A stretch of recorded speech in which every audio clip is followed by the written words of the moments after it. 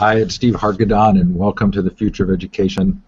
It's the 21st of July, 2015, and this is my first interview after a long hiatus. And it's no coincidence that I'm interviewing Erica Renee Goldson, who in June of 2010 gave a valedictory speech at her high school that went viral and has really in a lot of ways informed my own thinking. It's been something I've appreciated over the years. But it's been some 5 years now, and so we get a chance to talk to Erica. Erica, thanks for being here. Thank you so much for having me. I'm honored to be your first interview after your long break. Well, I appreciate it. Okay, so I'm going to read a couple of quotes from your talk. In the show notes will be the actual links to your page that has the YouTube video and the transcription of the speech. But let me read a couple of quotes just to give us some context here. I'm supposed to be proud that I have completed this period of indoctrination, you said. You also said, but I contest that I am a human being, a thinker, an adventurer, not a worker. A worker is someone who is trapped within repetition, a slave of the system set up before him. But now I have successfully shown that I was the best slave. I must restrain myself and constantly retrain myself and constantly remember how insane this ostensibly sane place really is. So there's more, but we'll maybe they'll come up. The word brainwashing is used, complacent labor, large corporations, secretive government. Okay, I kept watching the adults behind you in the video to see if I could tell how they were reacting. Mm-hmm. How was your speech received at the time that you gave it? At the time that I gave it, well, okay, as you see the adults behind me, the woman, she's the principal, and I think she's getting pretty nervous because she was responsible for screening all of the speeches beforehand. We had a little meeting a few days prior where we all read our own speeches. There were about maybe 4 speeches that day. And I had used a fake speech that I'd found on the internet. No way. You did not. So you didn't. You gave a different speech in the preview than you actually gave.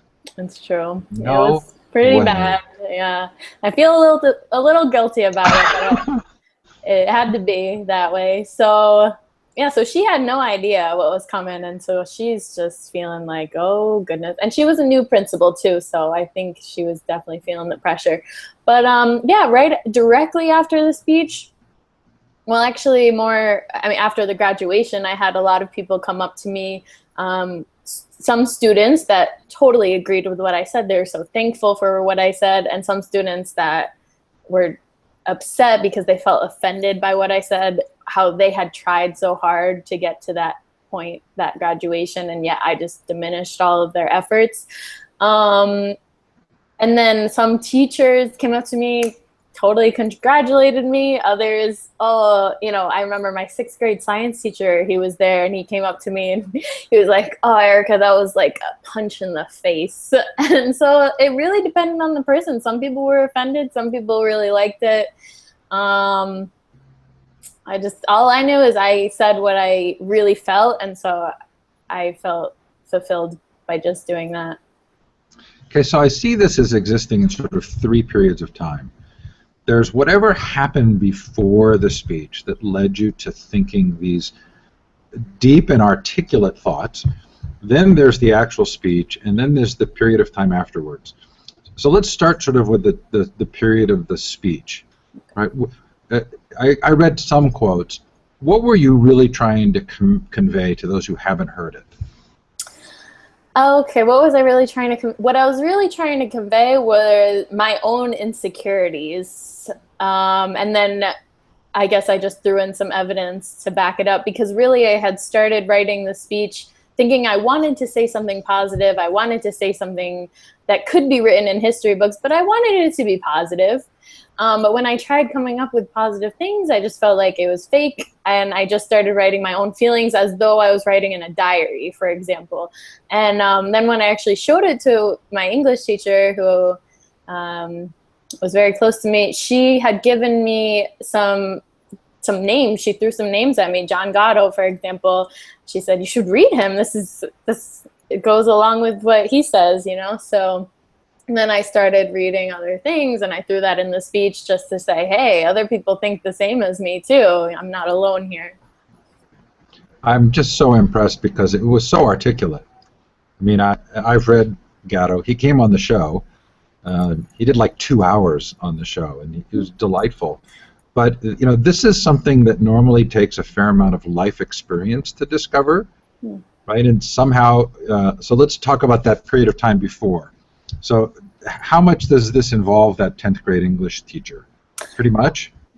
Well, she was definitely a huge inspiration for me. She was more of an alternative style teacher, you could say, because her curriculum was strongly based on social justice. And yeah, she was just in the liberal crowd, you could say, just the way she presented herself, the way she spoke about things. So she opened up my mind to think, because I grew up in a very conservative town. So I guess it just opened my eyes. Although my parents also, they were both from downstate New York. My mom was from Long Island, my dad was from Queens, so they grew up around a lot of diversity. But then I was raised upstate in a small little town. So I guess like as I was growing up, when I heard political conversations between my father and my grandfather, for example, at the dinner table, maybe that kind of sparked something. And then when that 10th grade English teacher came around, something also I felt very strongly about the things that she was saying, the things that she was teaching us. Yeah, and also I think 10th grade was around the time it started happening where I started feeling like a robot, like what am I doing this for? Why am I at school every day? I had known that ever since I was little, I'm great at getting A's, but why am I getting A's? Just because everyone's saying that my life is going to be so great once I go to college and have a career, and I'm imagining all this stuff, and I'm like, wait, I don't even know what I want my career to be. I'm always changing my mind. But I just kept going with getting the A's because, you know, why not? I can do it anyways. But still, I just felt lost. Okay, I'm still just fascinated that you were able to kind of parse out what was actually happening to you. You called it insecurity, but it feels like at some deeper level there was some sense of self that would allow you to kind of look at the circumstance and say, hey, I'm not really here for my benefit, right? This is something being done to me. How did your parents react at the time? Did they know that you were doing this? Well, unfortunately, I wasn't on speaking terms with my mom at the time. She did come to the graduation, and she did like it. She liked the speech. She was proud of me. My dad, however, I had drafted up the speech. I sent him it in an email just to get his thoughts. He responded, Erica, this is not the time nor the place to be speaking these words. And then I don't know how I responded. I was just like, nah, whatever. And then later on, I guess his girlfriend at the time, she had convinced him to be more supportive of what I was saying. So then he emailed me again about like, you know what, actually, go ahead, do your thing. Go get him. Did he not agree with what you were saying, or did he just not think it was the right time and place? He didn't think it was the right time and place because he knew it was such a conservative town, and he saw the things I was saying in my speech, and he knew it would cause a lot of turmoil. And I guess he didn't want to have that kind of. He also was a businessman in that town, so you know he doesn't want to have kind of a bad reputation because of his daughter. Blah blah blah. How funny. Okay, so then there's the speech, and then there's this after period of time, right? So this is, I mean, I can remember thinking that that you had sort of that the internet had exploded with your speech. I mean, things now seem so different in terms of scale, but at the time it felt like it went hugely viral. I did a search recently to try and find your speech again. I couldn't find it just doing internet searches on graduation speeches. Oh wow!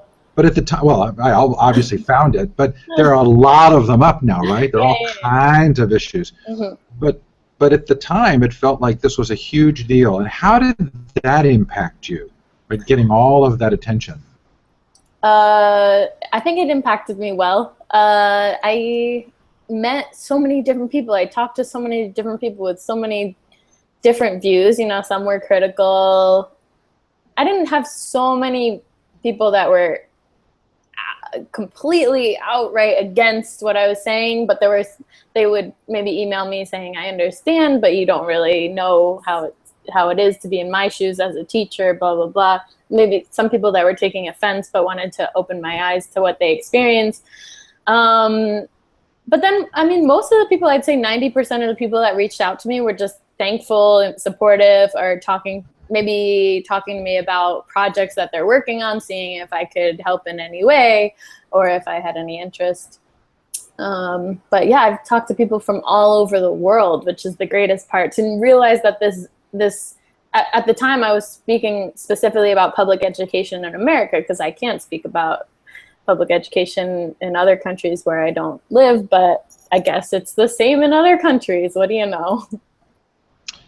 There are a lot of similarities in other countries. There's a Finnish researcher named Pasi Sahlberg who calls this germ.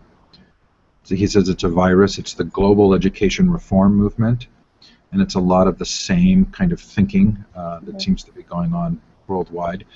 You know, there's this language we use in education, right? We use this language of liberation, of learning, of becoming empowered.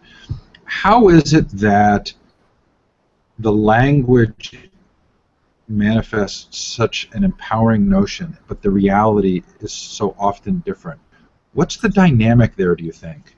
Well, yeah, like you said, I mean, I remember seeing posters on the wall, knowledge is power, but the thing is, we're learning knowledge that has already been established, and we're not so pushed or motivated to establish our own knowledge or be seeking with our own internal motivation. We're not asked what we want to learn, but we're being forced to learn things that maybe we're not interested in, and then that takes away our passion for learning, for discovery.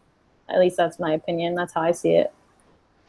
Yeah, I mean, there's a sort of a deep question that occurs to people as they begin to explore this idea of kind of the way in which education seems to be more about compliance than it is about liberation, and a question as to how purposeful is this, right? Is it purposeful that the language is it almost Orwellian that the language says this is what education does for you, but the reality for most students is that they're not feeling like good learners, not feeling empowered? Is it your sense that there are a lot of innocent victims here, or is there actually some design related to this? Oh, well, from the little bit I've read on the history of education, it does appear that there's design behind it to create a complacent workforce. So yeah, I'm on that side. There's design. Yeah, but although so you described the reaction of your teachers, right? And the one teacher who sort of felt like you'd hit him. But I mean, in some ways, that was actually an acknowledgement. And wasn't he sort of saying, you know, you hit me where it hurt, right? So, yeah. You know, do teachers in this system, I mean, most of the teachers I know are very noble people, right? They care about others. I don't have the sense that they go into education believing that that's their role or purpose. Mm-hmm.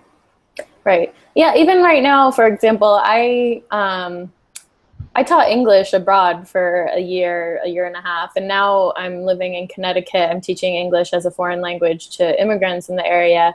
And as a teacher, I teach how I learn, and unfortunately, it's been ingrained in me. How I learned was very, like put the knowledge in the head. Put the knowledge in the head. Not so much interaction, but still, like I of course, I think I'm a little more alternative. I open it up to be more flexible, but it does seem like the teachers are innocent because they have noble intentions, but unfortunately, they're trained to educate in a certain way. They have to get a master's degree in education, where clearly they're teaching them specifically how to teach. So. And at the same time, I don't really know what the solution for that is just yet. I mean, of course, I think just understanding that maybe formal methods don't always work can open up a teacher's style a little more. But I think that the biggest thing is just the compulsory nature of schooling. No matter how great a teacher is, if a student doesn't want to be there, if a student isn't interested in learning or listening, then the teacher has a very, very tough job. They have to be a pretty amazing person. They'd have to be a teacher and a parent all in one. So unfortunately, I don't know if there's such stellar human beings out there that can do that every single day. But. Okay, so in your speech, you sort of represent this one way of addressing the education concern, right? And that would be almost kind of like the Gandhi or Martin Luther King. It's the civil disobedience. It's the speaking truth to power. It's sort of saying people are under a spell, and the only way to get out of a spell is to directly confront it. The other viewpoint on education change would be, okay, we need to reform the system. We need to put in place changes that will ultimately make things better. Okay, the argument against the truth to power, well, that's just destructive. You know, how do you construct something new? The argument against the reform change is that institutions tend to absorb reform movements and kind of defang them, and they become a part of the traditional institution. There's really no ultimate change. So it seems like you were the truth to power girl, right? And now you're, excuse me, you're teaching, and you're in sort of the, well, I'm, you know, hoping I'm doing it a little bit better. Yeah.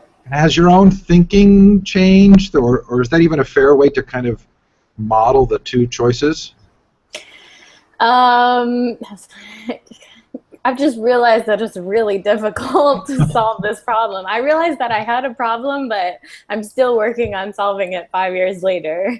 And the thing is, the funniest thing is that people have been contacting me ever since that speech and saying, like, here, I have a solution, like, I'm going to create this awesome app or like this website or whatever, you know, you can help. And I just didn't feel prepared for that because I'm like, I don't know if it's going to work. I don't want to be marketing this thing if I don't really know. And still to this day, I don't know. And that's the most horrible feeling, is to know that there's a problem and not have the solution.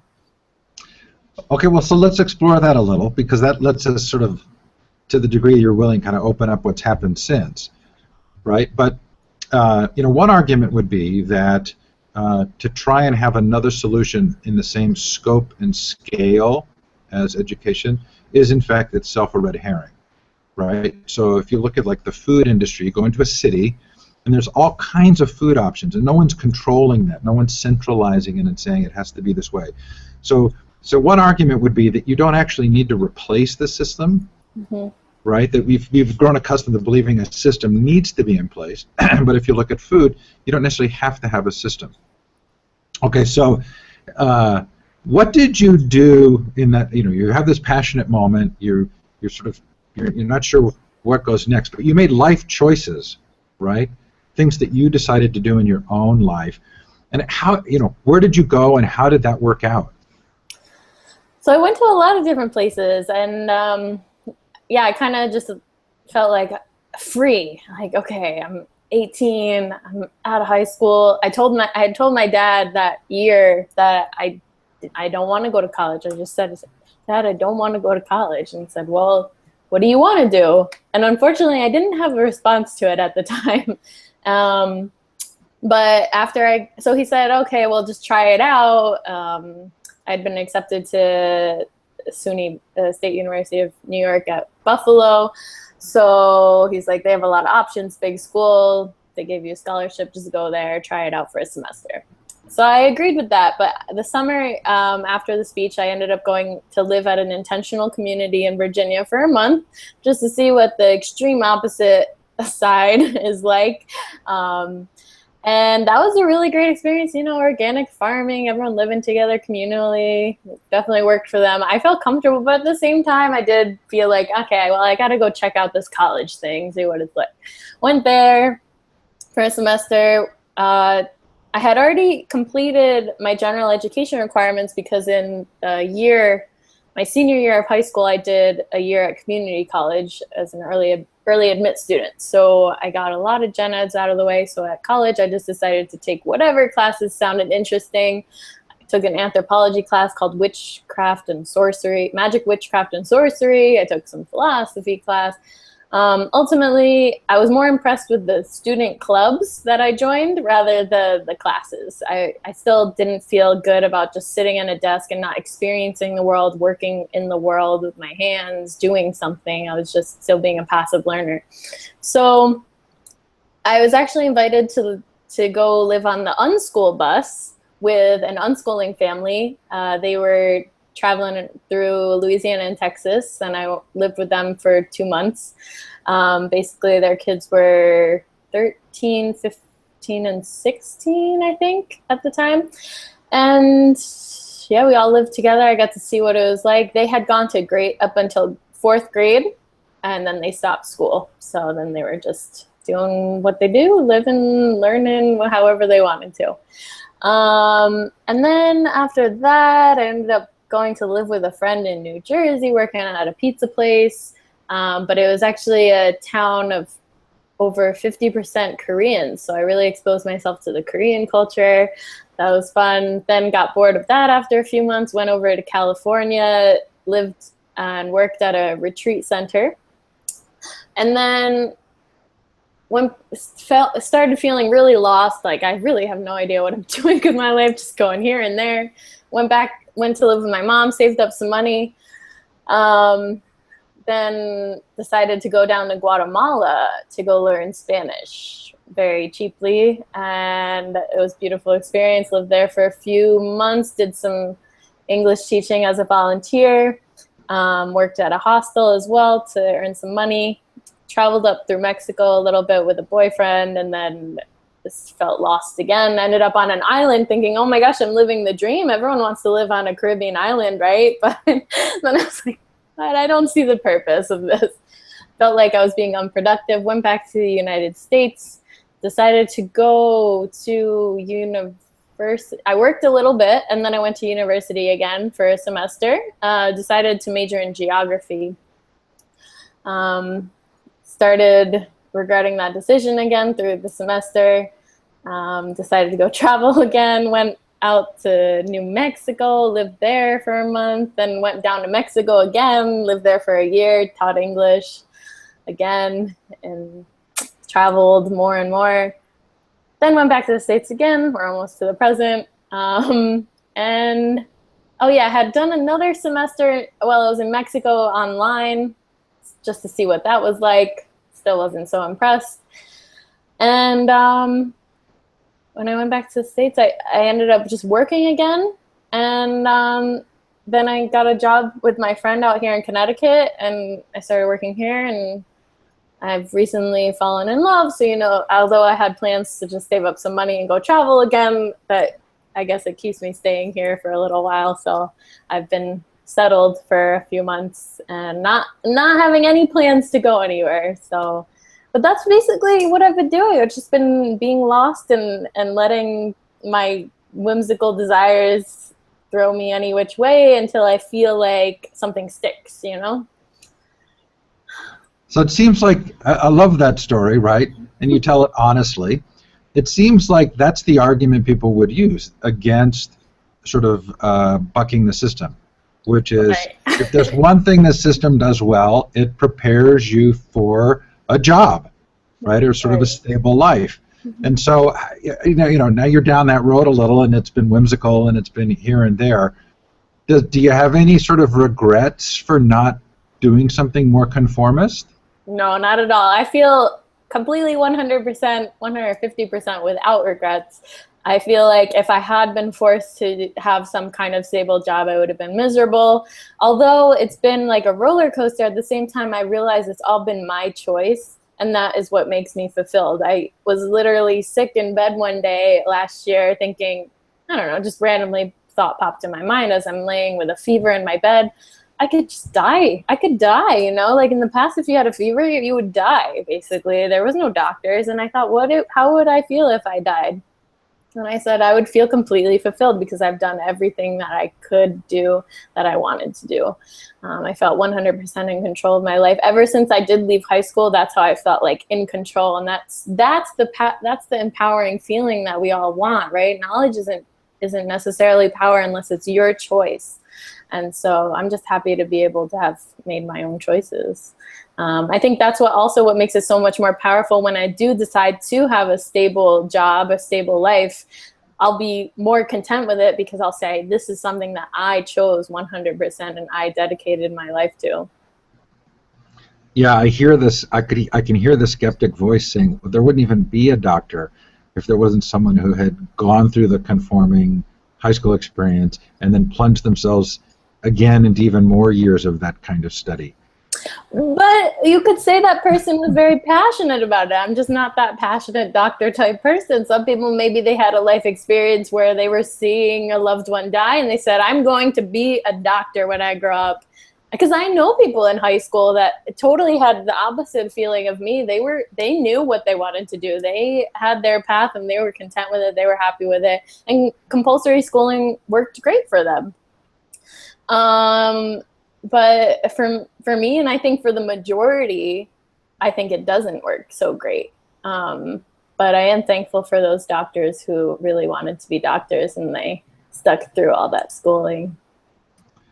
So given those years, right, how do you answer the question of if the current school system isn't it, what is it? Is there a replacement? Should it just be abolished? Should it be like food? What's the answer? I think more options could be the answer. I mean, I guess the difficulty is that we're dealing with minors. We're not dealing with adults where, like with adults, we expect them to make their own decisions and deal with those decisions. But in this way, because we're dealing with children, the parents are responsible for their children's growth. And unfortunately, a lot of parents are just letting the government take care of their children's growth rather than being parents. And that's why we have school. It's almost not even just about education. Sometimes it's about childcare. It's about, hey, my kids have to go somewhere while I work, or, you know, take care of them, make sure they do well. And they just throw it all on the teachers, right? So I guess it depends, but I really like the whole idea of comparing it to food, just having a lot of different options. And children, I mean, also I had this idea that, like, why does school stop when you're 18 years old? Why can't a 37-year-old enter a basic, reading, writing, arithmetic class, like, if they really want to, you know? I remember when I was in Mexico and I was like visiting a public school with my neighbor. It was her fourth grade class, and I was just thinking, wow, it would be so great if I could be a student in this class, because I'm probably at about a fourth grade level with my Spanish, and I would love to attend this class. So if it was truly a public school, then wouldn't every single human being be able to sit in those classes, not just students of the same exact age? I like the idea of people of different ages being able to enter a class based on their needs, based on their choices of what they need to learn at a certain time. Yeah, there is an inherent difficulty there, right? Because as soon as we express that as a wish, are we expecting someone to enable that? Right? It's really hard to say, let's not do anything. Right? There's no energy, there's no form of profit, there's no pursuit that an organization is going to get behind to say, well, let's not do something. Right? Because as soon as we express that wish, someone will say, oh, well, that should be how the system is, and we should build it from the top down, and it should have these components to it. And that idea of a top-down system will carry the energy of organizations, of profit, of people absorbed in the task. A young woman who goes and spends years sort of floating around based on whim isn't really bringing energy to a solution, right? So it feels like that's a dilemma. I mean, it feels almost impossible to go from what we have to nothing, or at least to a normal, sort of a more natural ecosystem, because there would be this expectation that we have to do something as a replacement. Yeah, I mean, I if I were to do something, if I were to create my own organization, my own school, for example, I would base it around I guess somewhat of a profit model, and have it be a really truly open school where anyone from any kind of age group can enter. I mean, in a way, I almost think of it like university, the university system, except for any age group. You know, if a 6-year-old can enter a physics class, why not? We don't have to go too far down this road because it raises all kinds of questions. So if it is for profit or there's a cost, what do you do about the kids who can't afford that or the like? So I want to... Yeah, scholarship, you know, of course there's financial aid available, you know.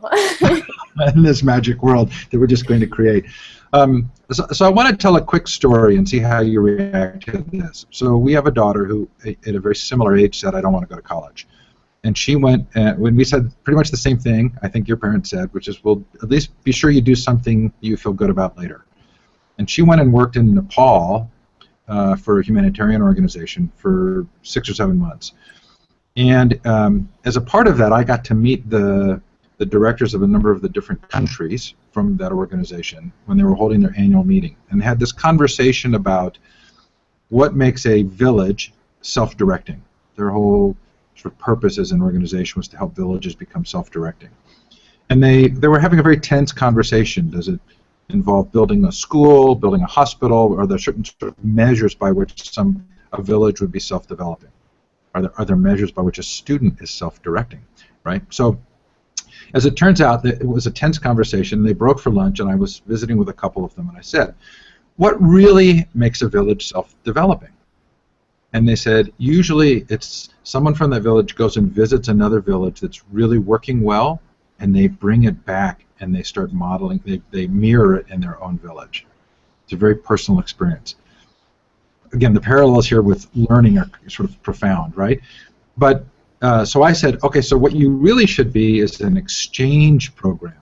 I mean, if you really want to help villages become self-developing, then you wouldn't be building hospitals and schools. You'd be helping villagers visit other villages. And of course, you realize at that moment, all of the profits, the programs, the personnel, everything would be called into question. So this is really interesting. So as I sort of studied this, I've thought, what is it in education? What really helps a student become educated and self-directing? And here's one possible answer, and then I'll let you tackle it. So one of the things we think we know, is that only something like 1/3 of a student's academic achievement comes from in-school factors. Family life, in fact, in many ways, is much more predictive of learning outcomes than the school situation. So I'm asking myself the question, if I really care about kids and learning, should I actually be involved in helping support families? Okay, your turn. I completely agree. I think in general it relies on the family, on the parenting. One of the reasons maybe why I have become the way I am, and I'm a little more self-directed than the general populace, is that also I saw my mother going back to college when I was growing up. I was about 8 years old, and I saw her doing her studying. And my father too, he didn't even, he had gone to a lot of different universities, never got enough credits in one university to have a complete college degree, but he was a businessman, and I saw him sitting at the table studying and doing it in order to advance himself in whatever he wanted to learn at the time. I saw him taking a typing class on the computer. So I saw in my parents them directing themselves if they wanted to learn something. And even when I had questions and they didn't know how to answer, they said, well, just go ask Google, go look it up on the internet. So I would do that. And I guess that's what has developed me as this different type of person. And that's why also when I'm teaching English to people that don't have that understanding, like, hey, you can just look it up on the internet, then it's a little harder for me to teach them because they don't learn how I learn. And so, yeah, it's really the best kind of learning is the self-directed learning. So yeah, you're right. We should be helping more parents in order to help their children. It's a little bit of a dilemma, isn't it? It is, because how do you help the parents? I don't know. Yeah. Well, we don't have to answer that today. Okay. Good. Hey, so when was the last time that you did an interview or you reflected on 5 years ago? I'm sorry, what was the question? When was the last time someone reached out to you and asked you to reflect on your speech 5 years ago? Do you talk about it regularly, or has it been some months? To reflect on it, I don't think anyone has asked me the specific question in maybe a year or two. But I have reflected on it because I was talking about it with some people earlier this year, and I still stand by it. I realized I still stand by what I said. I'm upset because I'm just being a critic rather than having a solution. But at the same time, I still completely feel 100% the same. Yes, but you maybe don't have the same platform you did. So do you feel a little bit like that was a specific moment in time and it would be hard to recreate at this moment? Oh, yeah, definitely. Yeah, definitely. Okay. I want to dive deep for just a couple of minutes, sure, and then we can kind of wrap up. So it feels to me like schooling both is the model for and enables a number of other institutional ways that we live, right? So medicine and pharmaceutical, banking and finance, governance. Are there sort of deeper parallels here? Have you reflected on the ways in which that compliance, conformance mentality translates into the ways in which our general cultural lives sort of are institutionalized? I think I have reflected on that. Yeah, and I see it all the time. I see the institutions, and I have at points in my life I've decided, do I want to be a part of these institutions, or do I want to escape? Those are my options in my head. And there's never an option in my head. For some reason, it seems too much. If I want to change something, it's more like stay or escape, be part of it or not. And my idea of escaping is like, okay, I guess I should go live with some tribe in the jungle. And ultimately, I decide I don't think I want to do that actually. So I stay with the institutions, and I feel at this point I feel comfortable. And of course, I see problems and I see good things as well, but I just go with it. I at this point in my life, I don't worry about it so much. Although I am confronted by issues from time to time. Do you follow like the food movies or any of the other sort of investigative budget documentaries that seem to be challenging institutional narratives? As for food documentaries, I watch a lot about when it comes to like veganism versus, more environmentally sound practices would be like eating less meat. As for like the GMO, I've seen a few things about that, but I guess with me, I'm very hard to convince for one side or another as to what's really happening, because they're just from on the internet seeing information, I don't know what to trust. That's my big concern. I think that's why I'm not so passionate and empowered, because I don't know what's right and what's wrong. I'm not trying to characterize the stage at which you're at, but from an outside perspective, it does feel as though a little bit like you've kind of said, I'm not sure this is a winnable fight. I'm not really sure where to go with it, so I'm not really as fully engaged as I once was.